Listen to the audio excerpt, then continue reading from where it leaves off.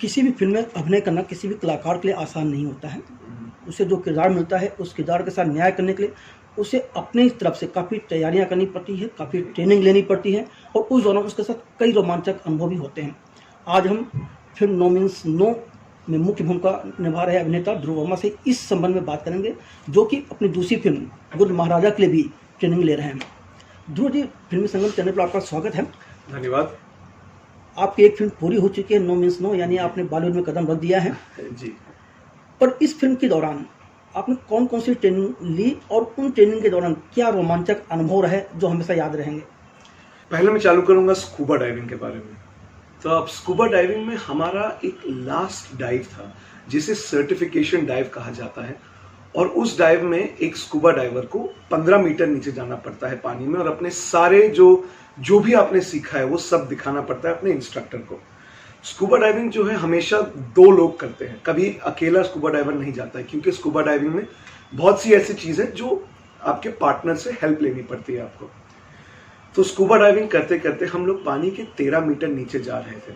हमारे इंस्ट्रक्टर हमारे सामने और मैं और जो पार्टनर थी, हम लोग एक बाजू में थे। हम लोग आगे तैर रहे थे, वो पीछे तैर रहे थे। फिर अचानक से जो पार्टनर थी उसने इंस्ट्रक्टर को देखते हुए कुछ ऐसे किया, कुछ दिखा रही थी, पर ना तो ये कोई स्कूबा डाइविंग कोई सिंबल था ना कुछ था। तो हम लोग सब सोचे क्या कर रही है, और मुंह में माउथ पीस लगा हुआ था, कोई कुछ बोल नहीं सकता। फिर उसने फिर से करने लगी, तो उस इंस्ट्रक्टर पीछे घूम के जब देखे तो उन्होंने देखा कि उनके पीछे 2.5 मीटर का एक जेलीफिश था। जेलीफिश जो था वो उसे कंपस, वहाँ पे कंपस जेलीफिश कहा जाता है। उसका जो पैर है, अगर वो आपको लग जाए तो ऐसा लगेगा कि आपको इलेक्ट्रिक करंट से, electric wire, live electric wire से आपको किसी ने छू दिया है। और वो इंस्ट्रक्टर के मतलब कान के पास बस ऐसे ही मतलब डांस कर रहा था। तो इंस्ट्रक्टर रुक गए वहाँ पर, हम लोग भी रुके। तब मेरे आँख के कोने से मैंने कुछ देखा कि इस साइड पर, मेरे राइट साइड पर कुछ है। देखा तो उस साइड पर एक और जेलीफिश 2.5 मीटर का बाजू में। तो मैंने अपने पार्टनर को हटाने की कोशिश की, उसको हटाया मैंने, और वो चिल्लाने लगी। तो मैं समझा नहीं कि वो क्यों चिल्ला रही है। मैं यहाँ पर देख रहा हूँ, वो वहाँ पर देख रही है, उसको हटा रहा हूँ। वो चिल्लाई और मुझे रोकी, और फिर मुझे मेरा जो मुंडी को वहाँ पर घुमाई।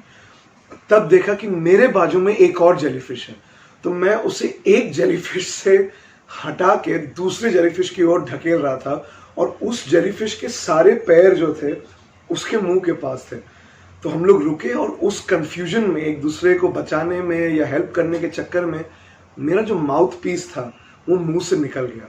तो हम लोग पानी के 13 मीटर नीचे, हमारे आजू बाजू इर्द गिर्द जेलीफिश, मुंह में माउथ पीस नहीं। तो ऑफ कोर्स इस चीज़ का ट्रेनिंग मिला गया था हमें कि अगर माउथ पीस निकल जाए तो क्या करना है आपको। ट्रेनिंग का जब मैं सोचने लगा कि मुझे क्या करना है, तब जाके मेरे गॉगल्स में पानी भर गया। तो अब उसका भी ट्रेनिंग दिया जाता है हमें कि अगर आपके गॉगल्स में पानी भरा तो क्या करना है। पर एक नॉर्मल इंसान के लिए अगर आपका एक सेंस जो है वो बंद हो जाए तो आप अपने दूसरे सेंसेस पे रिलाई कर सकते हो।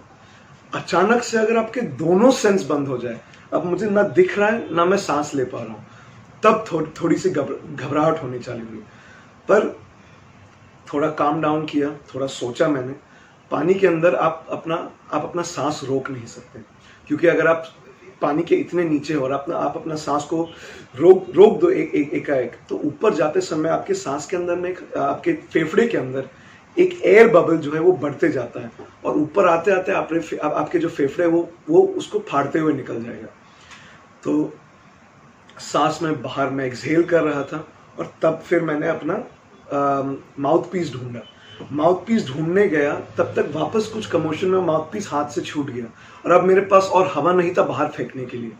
तो अब थोड़ा और पैनिक हो गया था। तब इंस्ट्रक्टर जो ये सब देख रहे थे, उन्होंने उनका reserve mouthpiece, emergency mouthpiece मेरे देखे बिना मेरे मुंह के पास लेके आ गए वो, और मैंने लेके फिर उससे सांस लिया। फिर गॉगल से पानी निकाला, तब सब कुछ क्लियर हुआ। उनका माउथपीस मैंने वापस दिया उनको, मेरा माउथपीस लिया, और हम लोग तीनों 5-10 मिनट तक हाथ पकड़े हुए थे, क्योंकि जेलीफिश जो थे हमारे आजू बाजू वो हटने का नाम ही नहीं ले रहे थे। फिर एक जेलीफिश गया, दूसरा उसके पीछे पीछे तैरते हुए गया, और लास्ट में जब आखिरी जेलीफिश गया तब हम लोग ने देखा कि हमारा जो एयर टैंक था वो रिजर्व के कांटे के नीचे चला गया था। तो हाँ, रिजर्व के नीचे भी एक लेवल रहता है, पर स्कूबा डाइविंग का एक फिक्स्ड उसूल है कि आप अगर स्कूबा डाइविंग के लिए जा रहे हो तो आपको स्पेसिफिकली कैलकुलेट करके जाना है कि आपके पास कितना एयर बचेगा। और अगर आप ऑफ कोर्स ये तो इमरजेंसी सिचुएशन था, पर अगर आप एक्सटेंड करो तो आपको पेनल्टी लग सकता है from the scuba diving association, क्योंकि आप अपने और अपने पार्टनर की लाइफ को खतरे में डाल रहे हो। तो हमारा जो कांटा था रिजर्व के नीचे चला गया था, और अभी भी हमें 13 मीटर ऊपर जाने थे।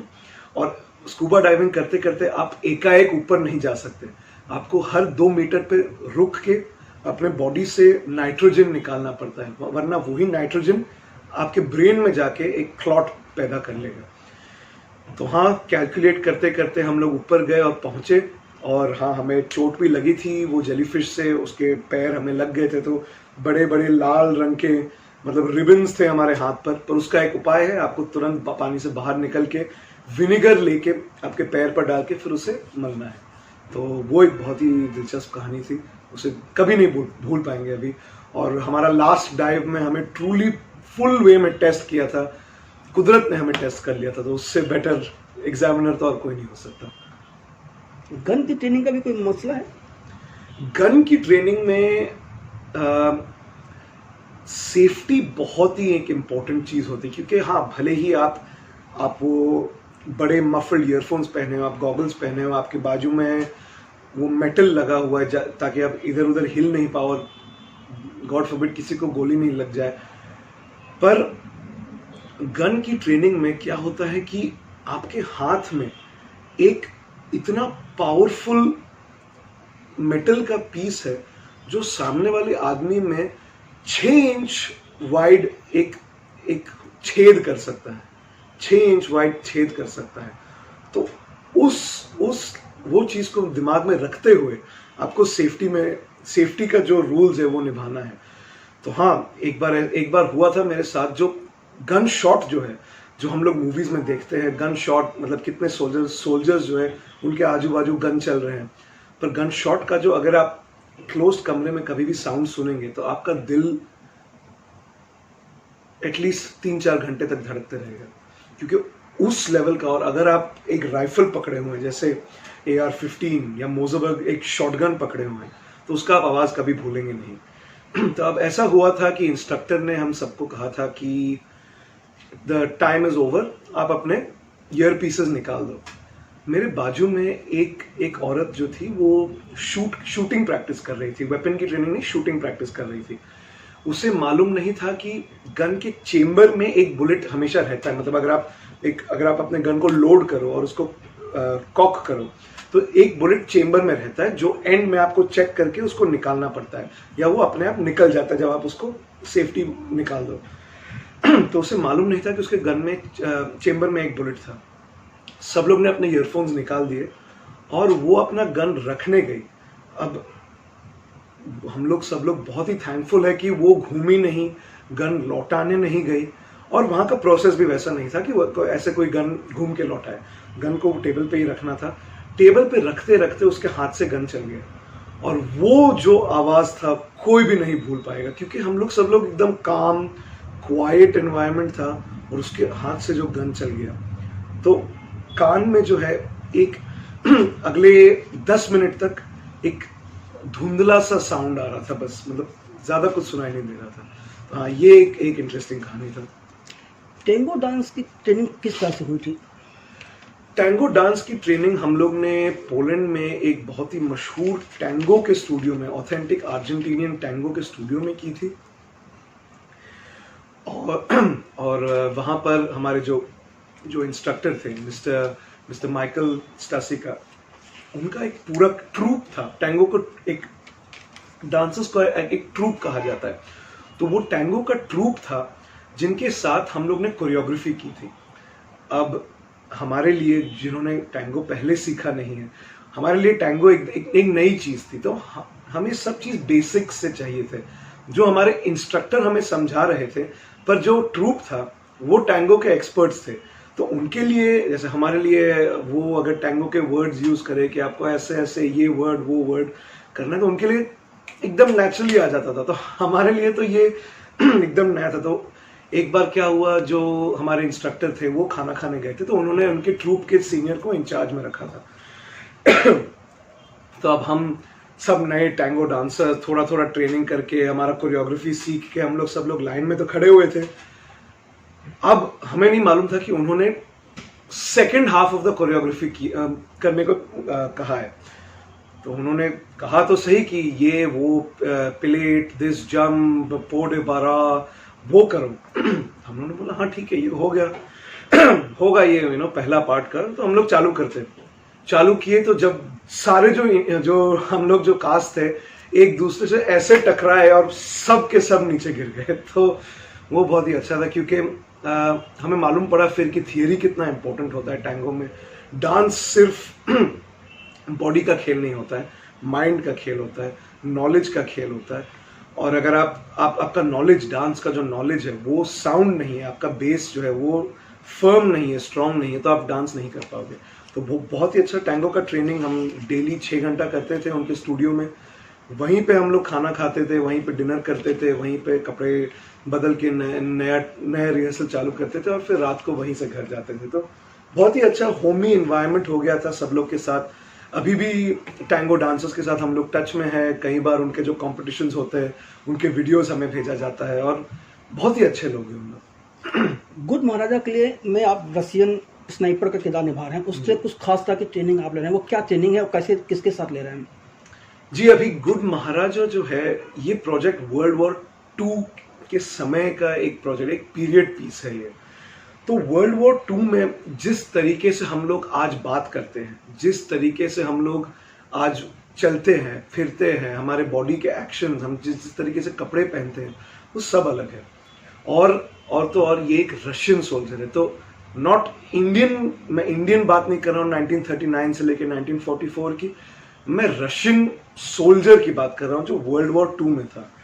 तो एक रशियन सोल्जर की जो ट्रेनिंग है, उस ट्रेनिंग पर बहुत ही ज़्यादा रिसर्च हो रहा है कि अगर एक रशियन सोल्जर एक गन पकड़ रहा है तो उस समय में रशियन ट्रेनिंग क्या होता था, वो गन पकड़ने का, उसका लॉकिंग मैकेनिज्म, उसका स्नाइपर का मैकेनिज्म, किस तरीके का कैप पहना जाता था, कौन से जानवर के चमड़े का कैप पहना जाता था, उसे कैसे पहना जाता है, उस लेवल और उस डिटेल का रिसर्च और रिहर्सल चल रहा है। और हाँ, उसकी ट्रेनिंग बहुत ही मुश्किल है क्योंकि एक सोल्जर का किरदार निभाना है वो भी एक स्नाइपर। एक स्नाइपर ऐसा सोल्जर होता है जो उसका रोल वो होता है जो हल्का सा भी मूवमेंट करे तो उसका जो सामने जो उसका एनिमी है वो देख के उसे मार डालेगा। तो स्नाइपर का एक ट्रेनिंग होता है वो ब्रीदिंग पे होता है। उसे हवा के हिसाब से सांस लेना पड़ता है ताकि वो जब सांस ले, और आपका बॉडी जब आप सांस लेते तो ऊपर नीचे होता है, उसके आजू बाजू में जो घास पेड़ जो भी हो वो जिस टाइम पर हिले उसी समय पर आपका बॉडी को भी मूव करना है। तो सांस बहुत ही इंपॉर्टेंट फैक्टर है एक स्नाइपर के लिए।